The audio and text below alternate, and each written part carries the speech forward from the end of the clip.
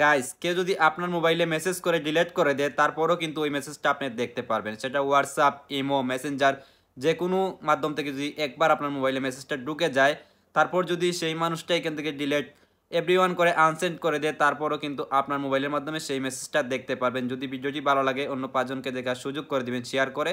তো মোবাইল স্ক্রিনটা লক্ষ্য করেন। তো গাইস আপনারা স্ক্রিনে দেখছেন দুইটা মোবাইল ফোন রয়েছে।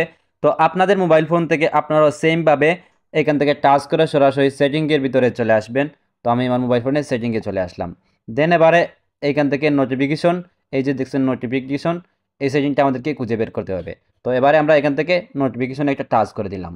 তারপর আবারও এইখান থেকে আসতে হবে আমাদেরকে নোটিফিকেশন, সেকেন্ড যেটা রয়েছে নোটিফিকেশন স্টোরি। হয়তো আপনাদের ফোনের সেটিংটা অন্য একটু ডিফেন্স দেখাতে পারে।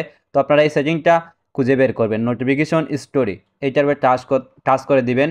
টাচ করে দেওয়ার পর এখানে দেখবেন ইউজ নোটিফিকেশন স্টোরি, এটা কিন্তু ডিজেবল থাকবে, এখান থেকে আমাদেরকে ইনেবল করতে হবে। তো এটা আমি জাস্ট এখান থেকে সিম্পলি টাচ করে এইটার উপরে একটা টাচ করে দিলে কিন্তু এটা এনেবল হয়ে যাবে।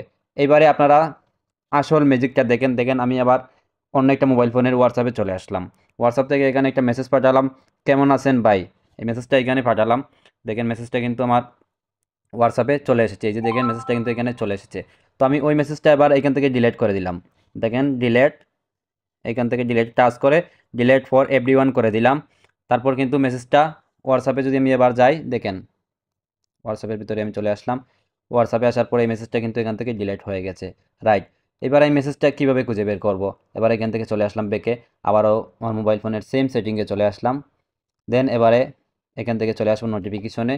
তারপর নোটিফিকেশন স্টোরিতে আমি টাচ করলে এই যে দেখেন, দেখেন আপনারা কি একটা ম্যাজিক, এই যে দেখেন কেমন আছেন ভাই, মেসেজটা কিন্তু এখানে রয়ে গেছে। যদি ভিডিওটি ভালো লাগে অবশ্যই অন্য 5 জনকে দেখার সুযোগ করে দিবেন।